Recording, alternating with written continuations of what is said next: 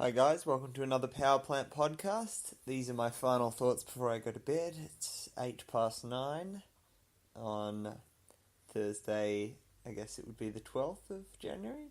Nice and wet, it's just started raining. Hong Kong weather is very mild, though we're halfway through winter and there's only been 1 or 2 days where I've needed a jumper.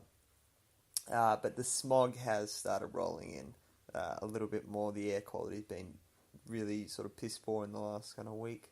Not as bad as where I was halfway up in Jiangsu province, China last year and this year, but no, just last year now, it's 2017. It does get worse in the winter. So I spend a lot of sort of my total just sort of daily. You know how we all have just like an amount of energy, and you have very productive days sometimes, but I spend a lot of my energy just on sort of running, I guess. When I wake up, it's the first thing I do, pretty much, and on Tuesdays and Thursdays, it's a double day, which pretty much consumes all my free time, most of my free time. And it's very consuming, but it's rewarding in that I know I'm doing something it gives me a good feeling afterwards, and it's not hurting anyone. Might be hurting myself. When you run to extremes, it's not really good for the body. There are definitely healthier ways to do it, I think, than what professional athletes and people who train very hard do. Not that I'm a professional. Hey, we might find out. There might be some sponsors around the corner. Words have been said around the Hong Kong Traps. Probably need to win another couple of races first. And then it makes it, more of a thing that is, you're able to make a living off. It's not always about the money, but everyone needs to make a certain amount or grow enough food and live in a paradise where you don't need any cash at all. And that if you're living and working a full-time job, and in this case, this is it's not a double full-time job, it's just a few more hours than regular on Saturdays, but it's very consuming, and you've got to get into, I guess, is it a sustainable habit? Habits are sustainable. I mean, I can always do running, but running at this level with this kind of job, I don't know if that's sustainable.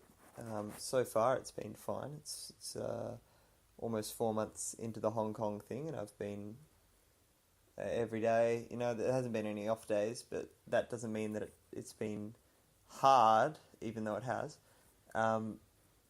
It's just that there's sort of 3 days a week that are hard training days, and there's 8 or 9 hours of work with that as well, compared to the half day Saturday and the full day Sunday. Anyway, stop complaining. People have got it a lot worse than me. Animals have it a lot worse than me. You pretty much get whatever you surround yourself with is who you compare yourself against. So if you're living in an area where there's not a lot, then perhaps you might be happier for what you have. You might even share what you have more willingly compared to an area where there's a lot around you. And people may or may not be more materialistic, certainly in the case of Hong Kong. They are. Or might be less generous or just less welcoming to outsiders. That's sort of been the experience so far in Hong Kong. We'll see how it goes. And look, I've been looking at other jobs, but I think I always do that.